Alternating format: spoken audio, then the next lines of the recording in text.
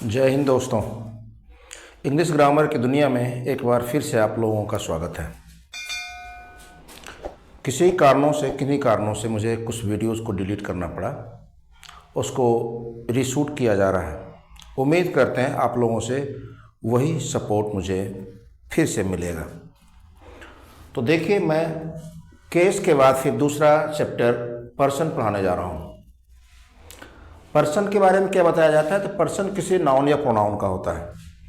जिस प्रकार से केस किसी नाउन या प्रोनाउन का होता है, पर्सन भी उसी प्रकार से किसी नाउन या प्रोनाउन का होता है। पर्सन को मुख्यतः हम लोग तीन भागों में बांटते हैं: फर्स्ट पर्सन, सेकेंड पर्सन और थर्ड पर्सन। अब फर्स्ट पर्सन क्या होता है? Speaker is called first person. मैं बोल रहा हूं तो मैं फर्स्ट पर्सन हो गया। Listener is called second person. आप सुन रहे हैं तो सेकेंड पर्सन हो गए। और the person or thing we talk about, हम दोनों मिलकर के जिसकी चर्चा करेंगे वो थर्ड पर्सन होगा। इसको डिटेल में हम लोग देखते हैं बोर्ड के माध्यम से। अब यहां पे हम लोग देखते हैं फर्स्ट पर्सन में क्या क्या आ गया। आई हो गया और वी हो गया। केस जब आप पढ़े तो केस में बताया गया था कि ये नॉमिनेटिव केस में आई और वी का यूज होता है। नॉमिनेटिव केस मतलब जिसका प्रयोग सब्जेक्ट में हम लोग कर सकते हैं, उसको हम लोग नॉमिनेटिव केस कहते हैं। इसी का ऑब्जेक्टिव केस हो गया मी और अस, मतलब इन सभी का यूज हम लोग ऑब्जेक्ट के रूप में करेंगे, कर्म के रूप में करेंगे। और उसके बाद हो गया माई और आवर। माई और आवर ये हो गया पॉजेसिव केस हो गया। इसके बाद हमेशा नाउन का यूज किया जाएगा और ये सब्जेक्ट तथा ऑब्जेक्ट दोनों में यूज हो सकता है। इसको हम लोग पॉजेसिव एडजेक्टिव भी कहते हैं, क्योंकि इसके बाद कोई नाउन आना ही आना है। और एडजेक्टिव का फंक्शन क्या है? नाउन या प्रोनाउन की विशेषता बताना या क्वालिफाई करना। और माइन और आवर्स ये भी आपका पॉजेसिव केस में ही आता है, लेकिन इन सभी के बाद हम किसी नाउन का प्रयोग नहीं करते हैं, इसलिए पॉजेसिव प्रोनाउन हो गया, ध्यान रखना है। और माइन आवर्स का यूज कभी भी हम लोग पर्सन के लिए नहीं करेंगे, जब भी करेंगे तो थिंग वगैरह के लिए करेंगे, ये ध्यान रखना है। अब हम लोग सेकेंड पर्सन में आ जाते हैं। लिसनर या ऑडियंस, श्रोता या सुनने वाला को हम लोग सेकेंड पर्सन कहते हैं। तो सेकेंड पर्सन में एक ही मात्र होता है, यू होता है। पहले दाव चलता था, दाय चलता था, दाइन चलता था, ई चलता था। ये आर्काइक लैंग्वेज हो गया, इनका यूज अब कभी हम लोग नहीं करते हैं। पोएम वगैरह में कहीं कहीं हम लोग यूज करते हैं, ये ध्यान रखेंगे।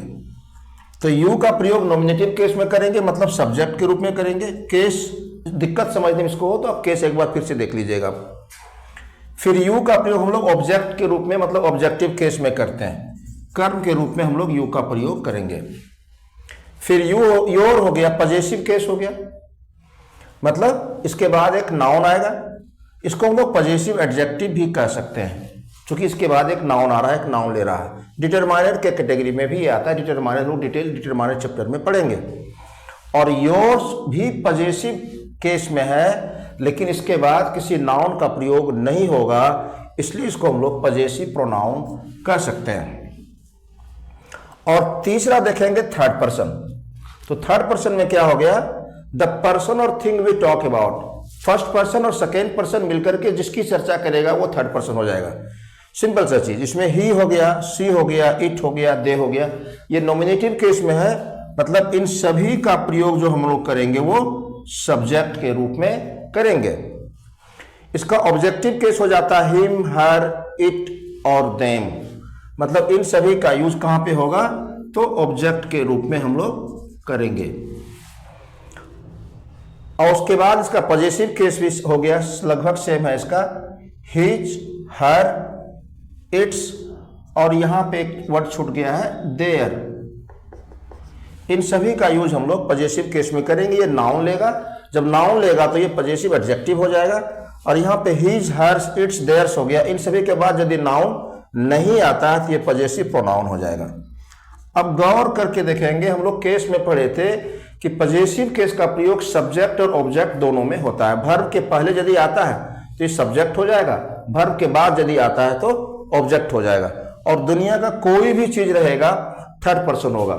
इसको फिर से उम्मीद करते हैं कि आपका वही सपोर्ट मिलेगा। इसको लाइक करिए, शेयर करिए, अधिक से अधिक लोगों तक पहुंचाइए, चैनल को सब्सक्राइब करिए ताकि हम जल्दी ग्रो कर सकें और आपको और अधिक से अधिक मटेरियल प्रोवाइड कर सकें। Thank you.